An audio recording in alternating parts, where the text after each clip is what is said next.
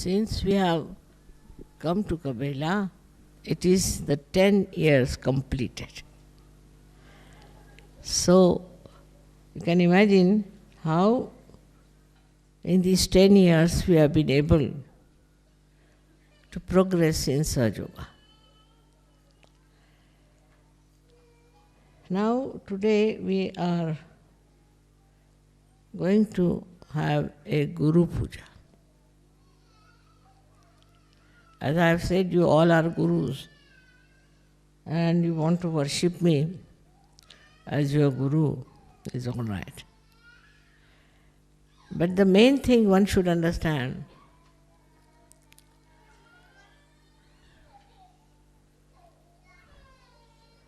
that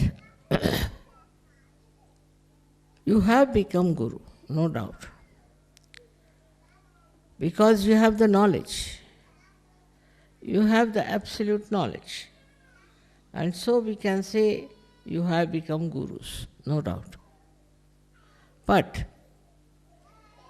one has to understand that you have reached a state where you can raise the Kundalini, you can give realization to others. Also you know what is the absolute knowledge. To know the absolute knowledge is very important. And to assimilate is even much more important. Though we know the absolute knowledge, we cannot assimilate it that well. That means we cannot go deep into it. What is the reason for that? We have to realize that we have all come out of the heritage that was the animal kingdom. From the animal kingdom, you have evolved. So, there are so many things of the animal heritage linger in us. The aggressiveness, the domination, peevishness, fear, grabbing, all these are our inheritance. And they are within us, lingering. We want to grab things of others. Not you people, of course not. But people who are not yet in Sahaja Yoga. They first used to grab lands. Then they started grabbing people, making them slaves. Then they were not satisfied with that. So they were grabbing kingdoms, jewelry and all these things. So just to grab. They have no legal right. Still they would grab. It seems very funny. It seems very inhuman. But it is there because of our inheritance. Now there are so many other things like jealousy. Among animals there's very little of that. They don't have jealousies so much as we have. While we have inherited this jealousy by our own reactions and thinking. People get jealous and they want to put down others. If they cannot achieve any height, they want to bring down the heights of others. This kind of jealousy, when it grabs human beings, they think whatever is done in the name of jealousy is all right. They become very conscious that we are lower than another person.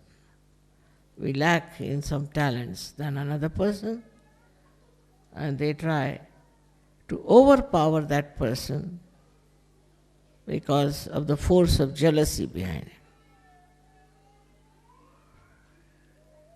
Now the trouble is, though we are human beings, we have inherited so many animal qualities. Like we are ferocious, we are angry, and we get upset as animals do. But additional to that, human beings can react because of their thinking. They think. They can think. And by thinking, all these inherited properties become perverted. Like a person wants to put down another person. Then he doesn't behave like an animal, a straightforward way. But he will find out a device, a method, he'll think it over how to do it.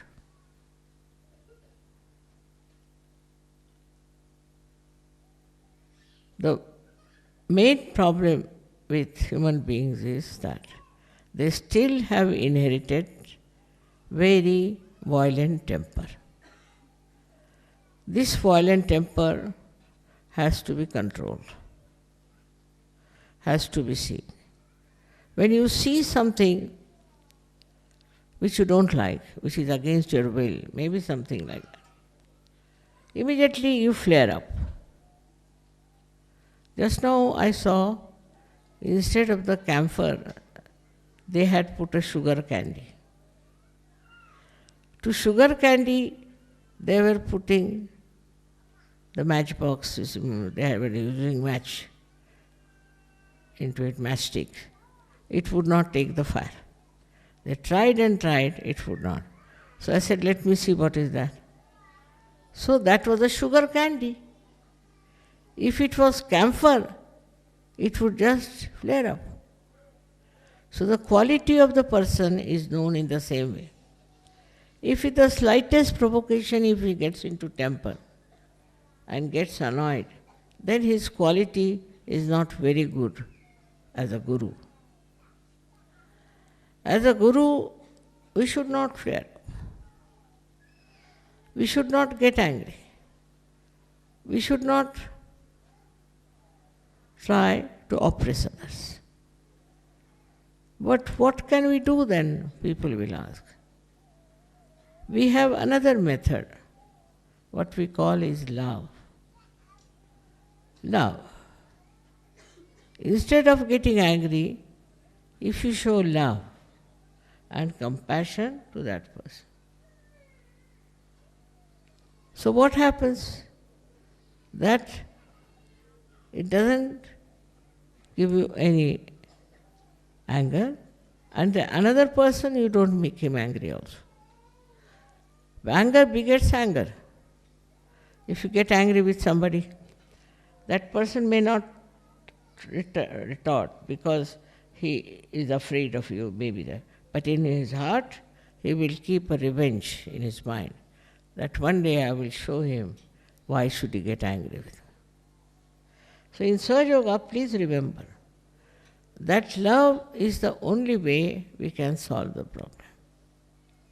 Now, if something goes wrong, say in the ashram, if you get angry with that person, what will happen? That person will bear a grudge against you. Perhaps, if he's a good Sahaja, he may realize that it was a wrong thing to do.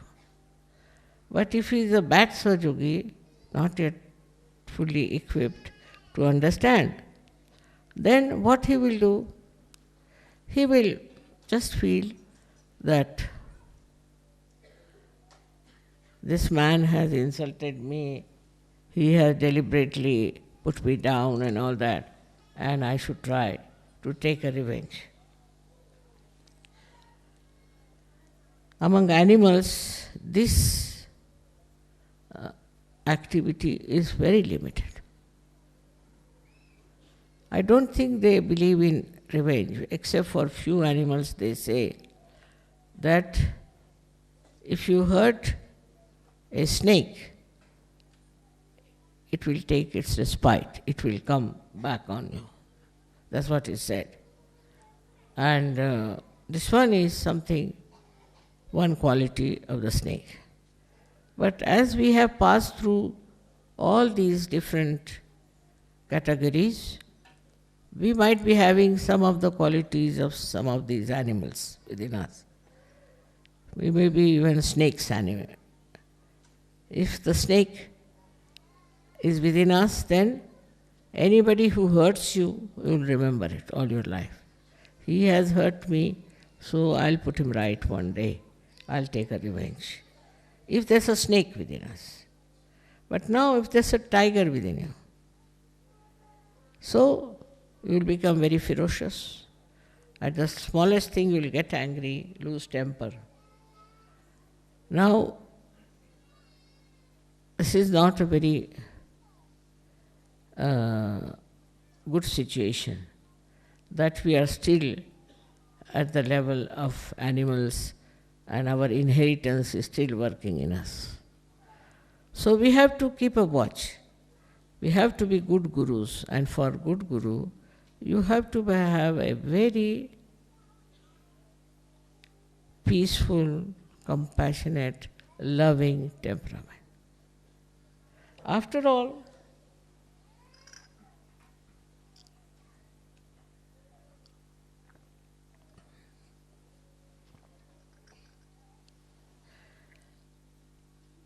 one has to understand that people have this inheritance. And some people have more, some people have this, or some people have that. For that, if you get angry with that person, it's not going to help him or help you. But if you are loving and compassionate and you explain that person what is the problem is and what you want to do, I tell you it will improve. He'll definitely improve and he'll feel your love. Of course, sometimes it's necessary to also forgive such a person. Such a person is to be forgiven.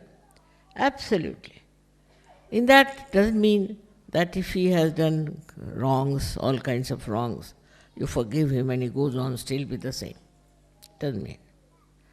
Forgiven means forgotten.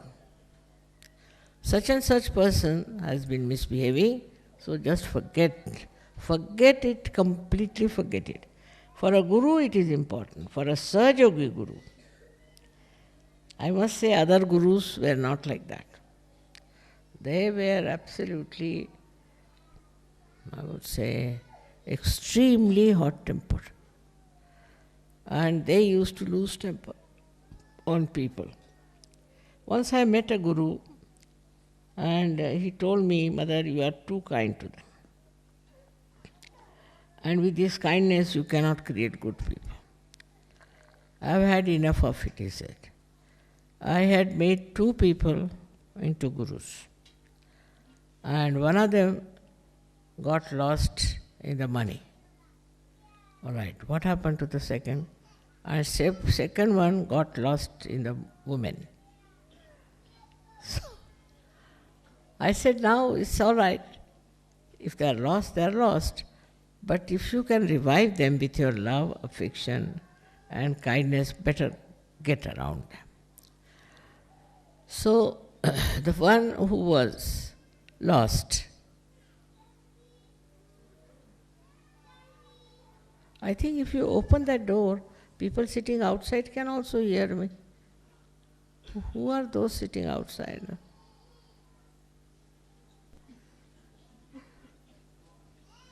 Open it fully. Of course.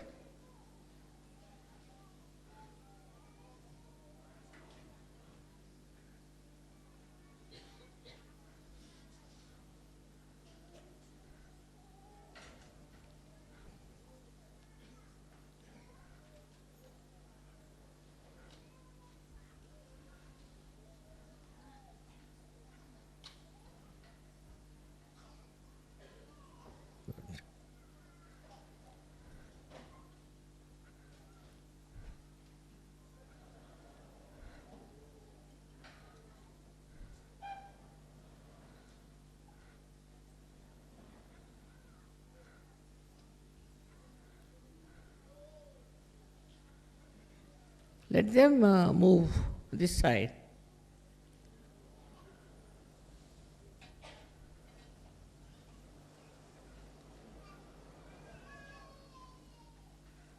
Now it's better.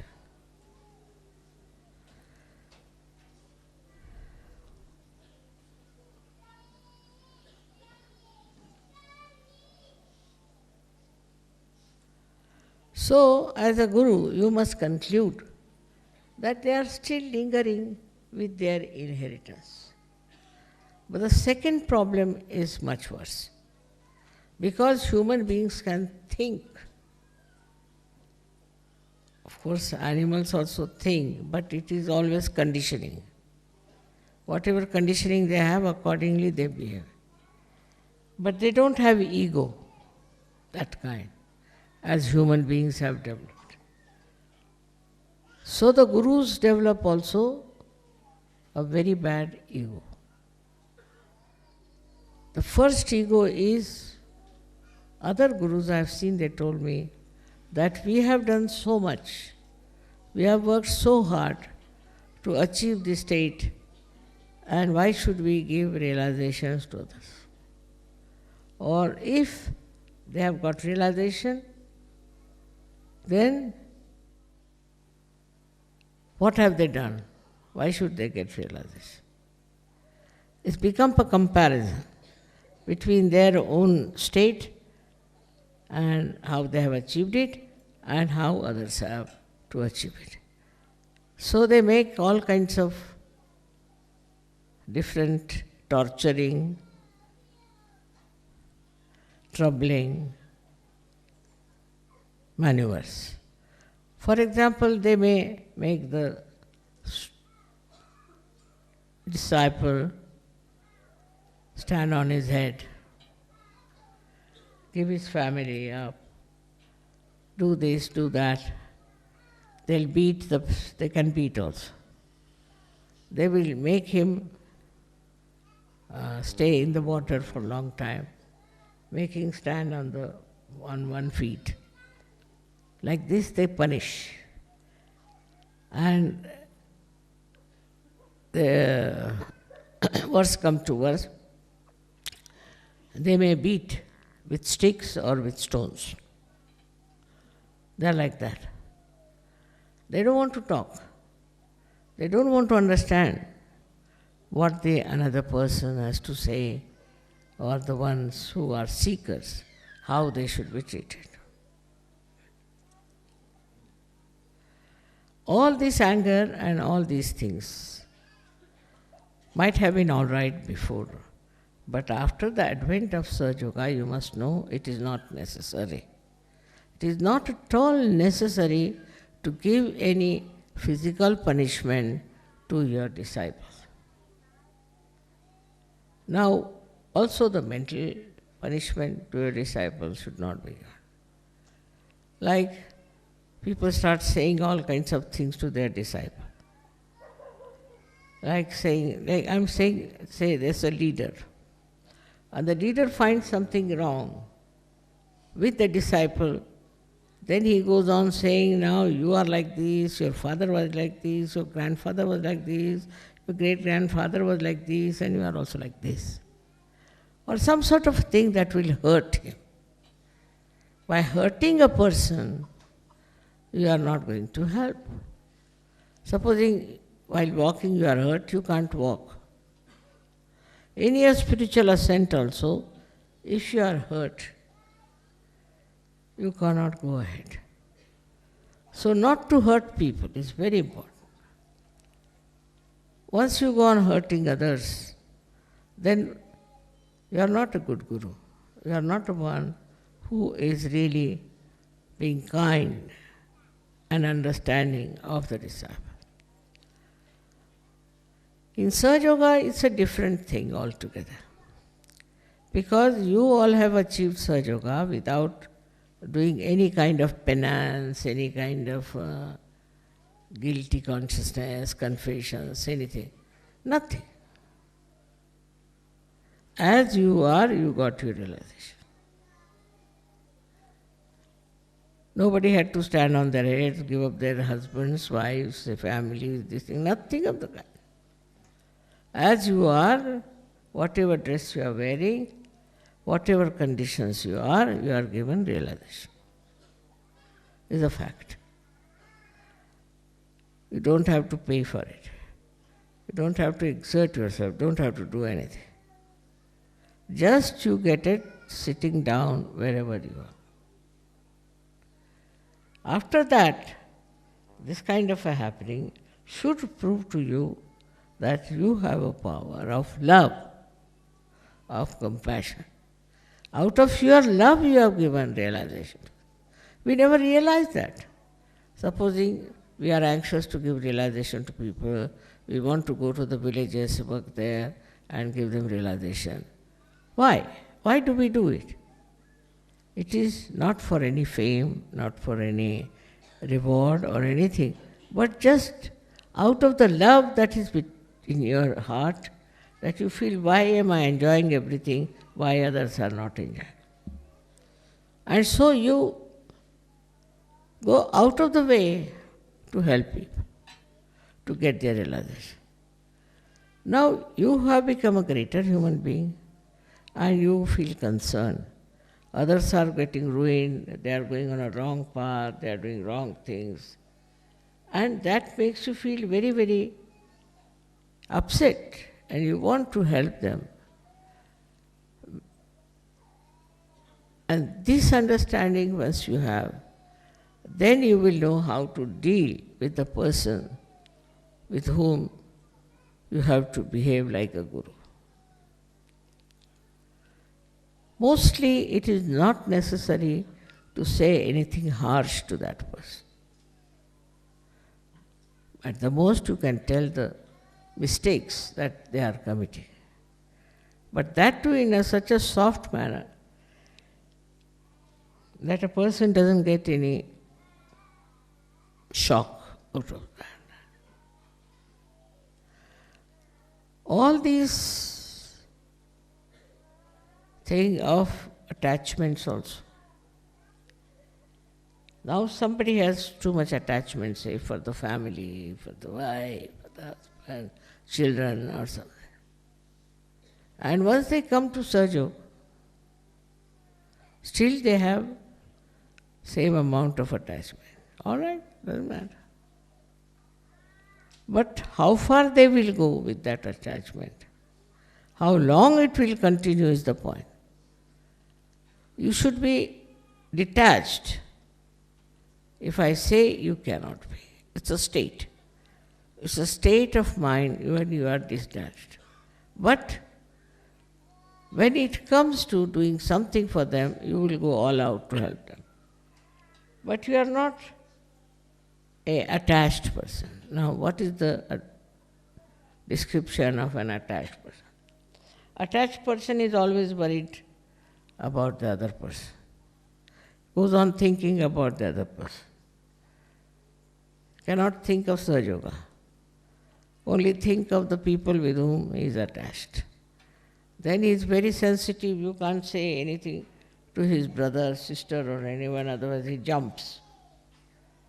Attachment is also with the name that he has.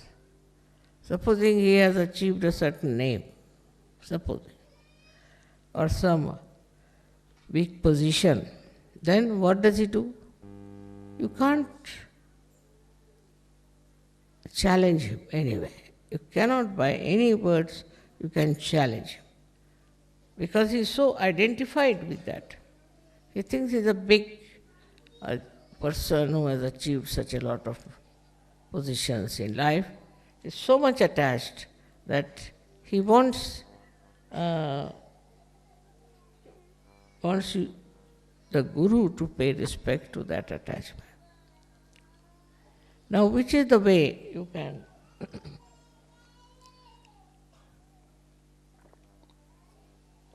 solve that problem? Supposing somebody is very much attached to his wife, say for example, then you should not discuss and argue with that person. Not at all. Because he's still coming up slowly up to this stage. Such a person is not absolutely a perfect Sahajogi. So what do you have to do? If he is attached to his wife, let it be. But the divine will work it out. And he will realize that what he has been thinking, doing, and taking decisions is all wrong. And once he discovered it himself, then he will get detached.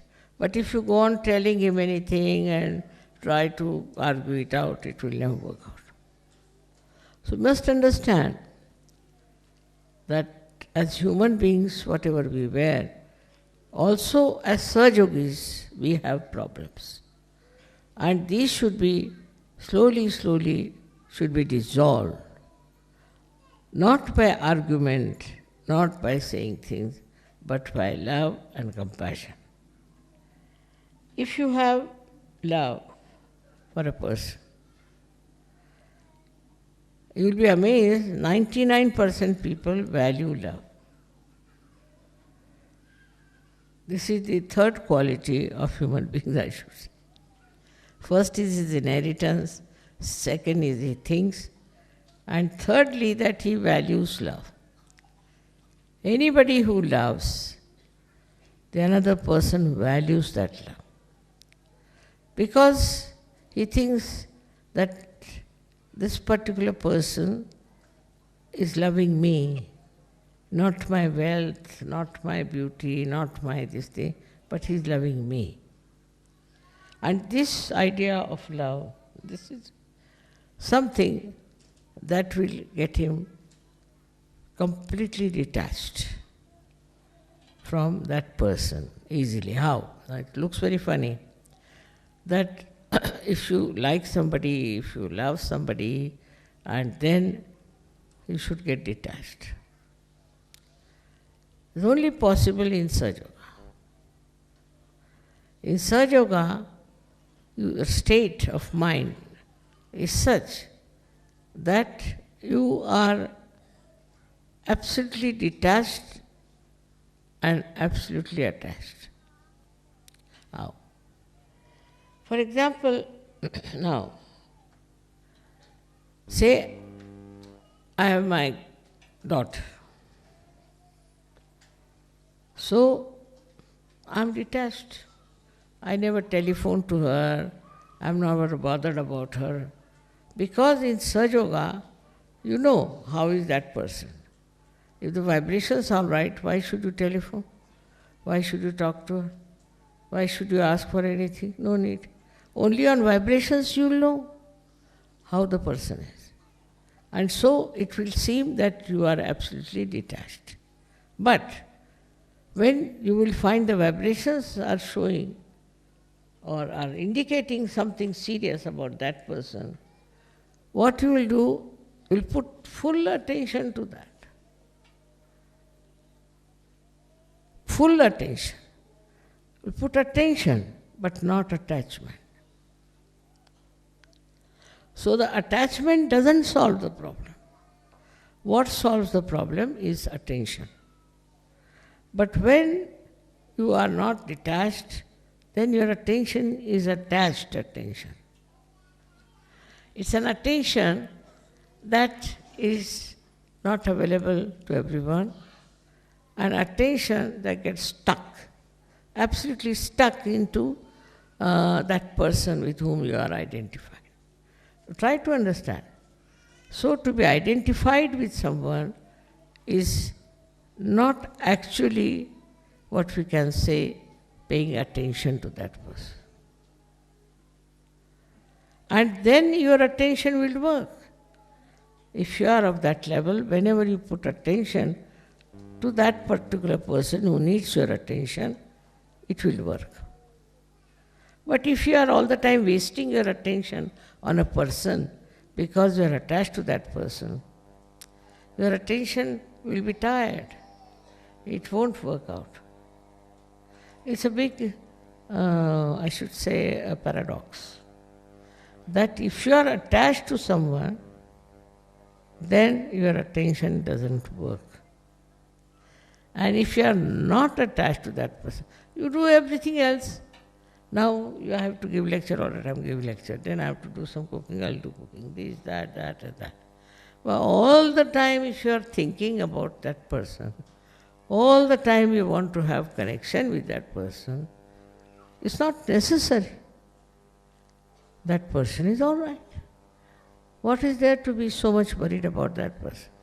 After all, you have to do Sahaja Yoga, you have to do so many things, you have to raise Kundalini, you have so many. Now you are getting attached to one person somewhere. It's not a very good thing. By that kind of attachment, your attention also becomes useless, absolutely useless. So let the attention be free. Attention should not be bound by your attachments. Attention should be absolutely free. So it works automatically. Automatically. And you will be amazed, even if you do not pay attention, the attention will work it. It is such a great thing to have this spiritual attention, which is nothing but love. It will just act. You will be amazed how it acts. It's another world I am talking about, not this mundane world, but something higher, where your attention works, and works so beautifully that you are amazed how it has worked. But you should not bound it by your attachments. If it is bound, you can have a very limited sphere. Only the people who are attached to you, or you are attached to those persons. That's why identification is not the way a guru should work it out.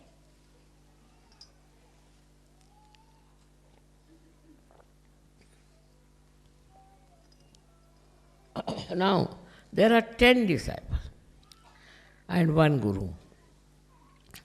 And the guru likes only one.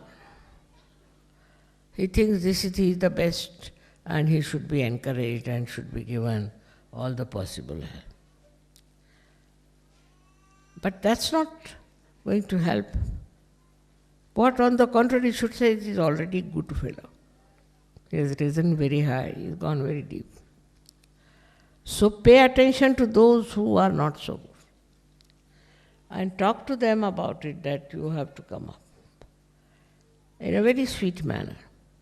You have to talk to these other people who are not yet there or who are still struggling. You have to understand them. You have to notice what are they doing, why is it they are not improving or rising in their attention. What is the problem? Why the divine is not flowing through them? And you will find the reason for this is that people do not have good attention is because it is focused on someone all the time. They feel this is their responsibility, that it should be focused. It's just to give an explanation, it's just an explanation to say that, see, naturally I have to be worried about this, I'm worried about that. It's just an explanation. But if you really don't fix your attention to one person or 10 persons only, then your attention looks after the whole world.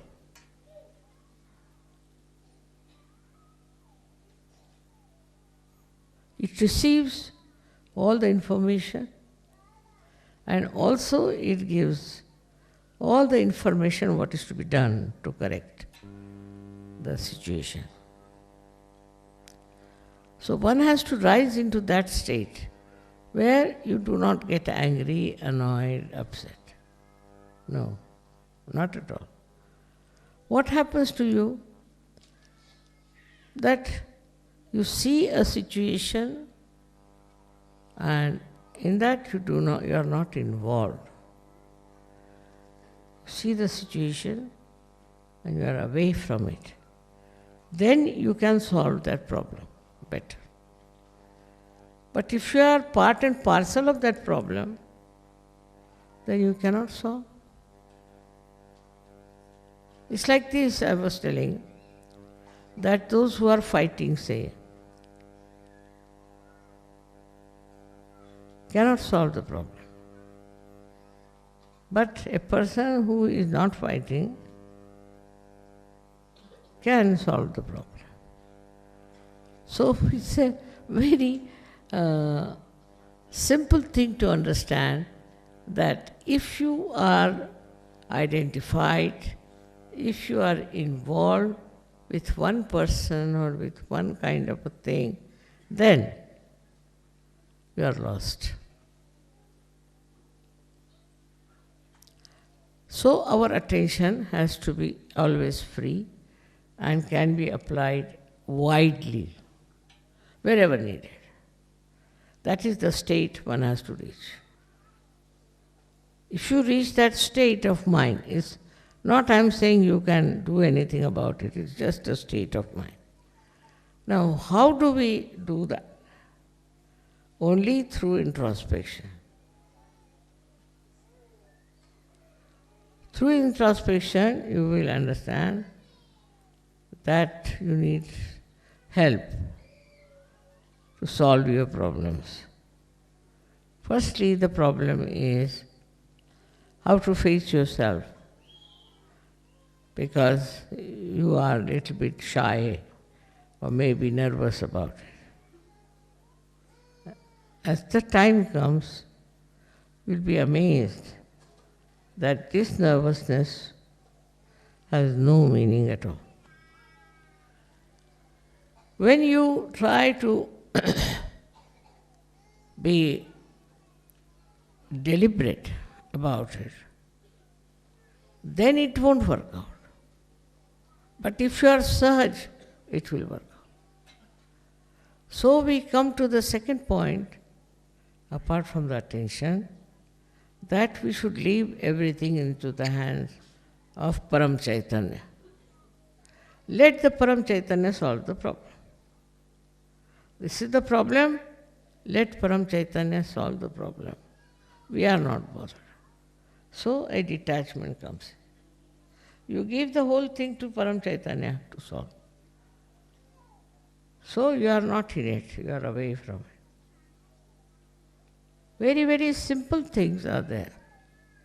That if you understand that we suffer because everybody feels responsible for us.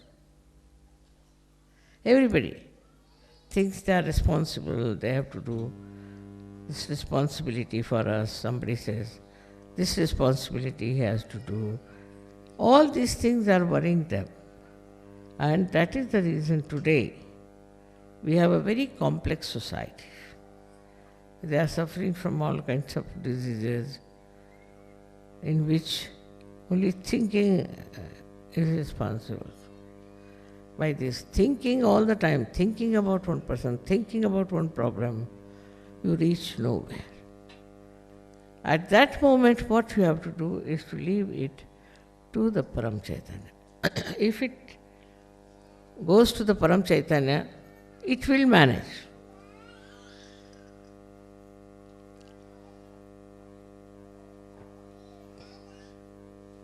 It will solve the problem. Now I will tell you one thing, an experience. This time I was in America, I wanted to have a puja there. So I said, all right, let them come for the puja.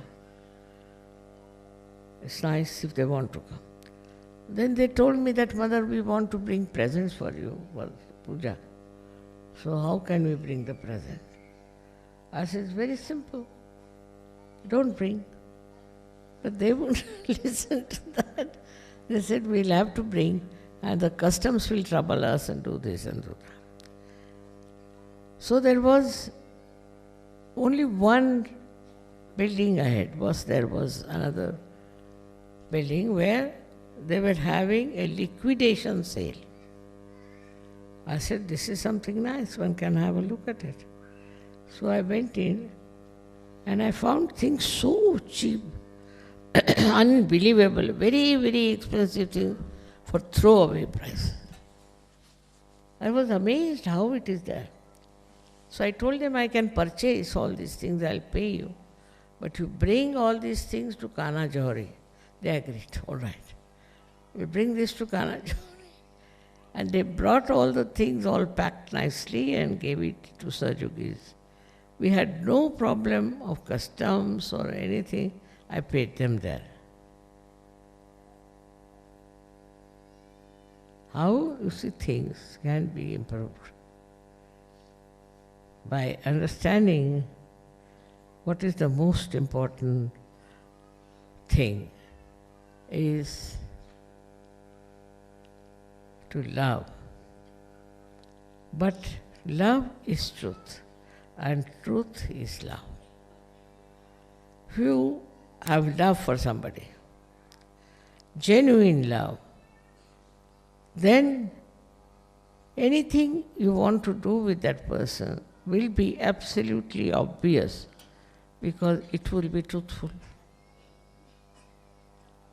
Anything you say to such a person will be absolutely obvious, clear-cut, because it is absolutely truthful. So when you are dealing with somebody also, you should be extremely truthful. Of course, you need not say things that will hurt him, but you must use such ways and methods that will not in any way hurt the other person, which will have an effect on that person. So this kind of a gurus we need now very much in Sahaja Yoga, because Sahaja Yoga has spread a lot. So first of all, our temper has to be brought into proper shape.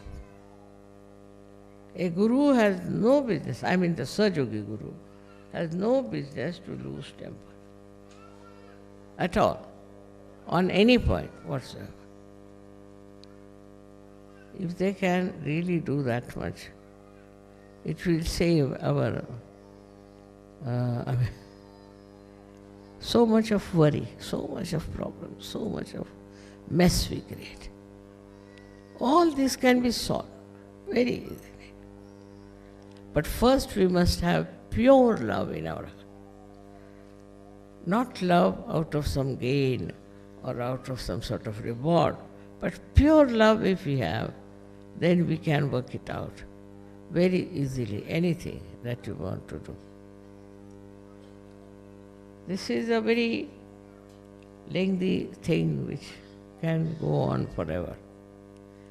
Because after all, the gurus have to know what are their duties and why they are gurus. It's very important position that they are gurus. And they should use that position for exhibiting tremendous understanding of their disciple and also their purpose should be clear-cut. People should not doubt him, should not think why he is doing such and such things. It should not be a mystery, but should be absolutely clear-cut. All these things I am telling you today because today we have completed 10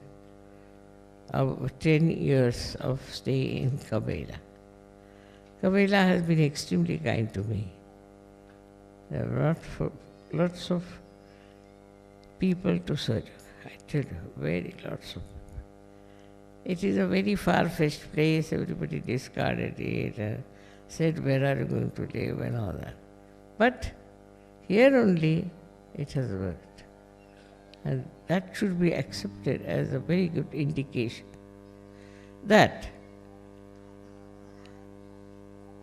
Sahaja Yoga does miraculous things. Miraculous. But foremost thing is you must know vibrations. If you don't know about vibrations, then you can't do it.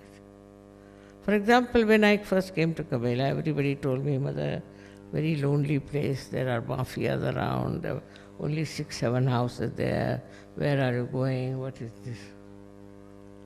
They all warned me. So I came here, and immediately I told the mayor, I'm going to buy it, and tomorrow I'll pay you the money. He was surprised. How can I do that? I said, don't worry. Perfectly all right. On vibrations it was. On vibrations I decided that this is a wonderful place. And vibration helped me so much that time. Though everybody discouraged me and everybody gave me a very big picture, horrible one, but still, where is the mafia now? It's gone, finished.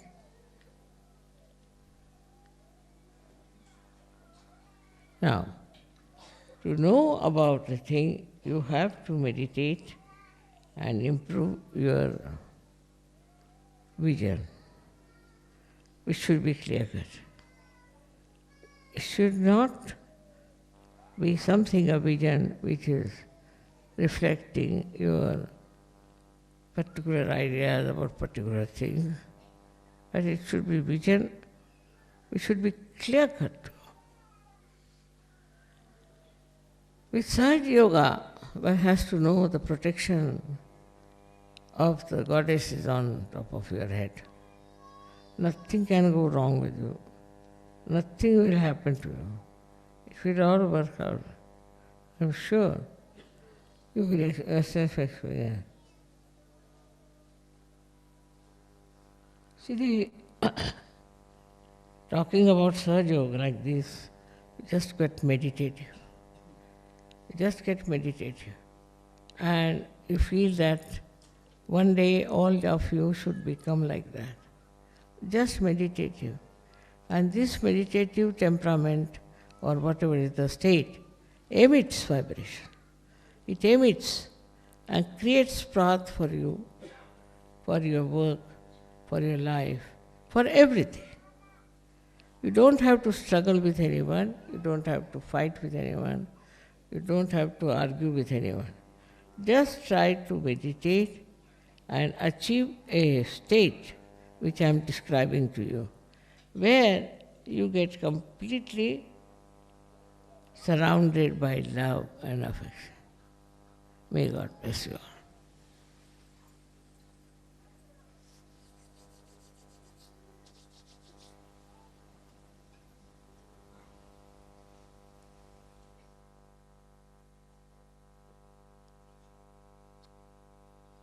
There's one thing is important to understand, that you should not go to extremes of everything, which is also a human quality. For example, if they are rational, they go on rationalizing everything.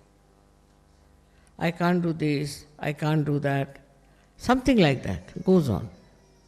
The second part of it is that they become very emotional. And they become so emotional that they start doing wrong things in the name of emotionality. You have to overcome these two things. If you have not overcome that, what's the use? What's the use of calling yourself Sahaja Yogis? Minimum of minimum, this much you must do. Going to the extremes must be avoided. Keep a watch upon yourself. If you are going to the extremes, nothing will work out. You might develop cancer, develop horrible diseases on one side, and on the other side you might become a very rational person and no Sahaja Yoga will enter your head. So you have to keep the balance all the time.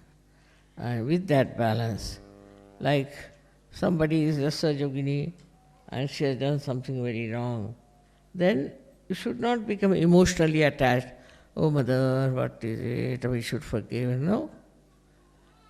You tell her that you must improve your vibrations and must come to balance. And once you are in balance, then I will consider your case. Then I will say it is so or not. But if he has no balance, he goes into rationality, goes into emotional thing, and this emotional business can take you to any nonsensical thing, as it is a psychological case. And one can go into very, very wrong things that they are doing out of this emotional thing. See, like even singing songs that are neurotic or anything, you see. All this emotional thing can take you anywhere. So to be emotional is not needed, you must love. And left one is what you can call another extreme. One side is emotional, another is rational. In rationality, you can start justifying anything, like Hitler did. He said, no, this was right, I was doing was right. He took something into his head, and now this is right. This is rationality. So both things are to be properly balanced, and you should see that whatever you are doing are giving you a proper result. So thank you very much again and again. May God bless you.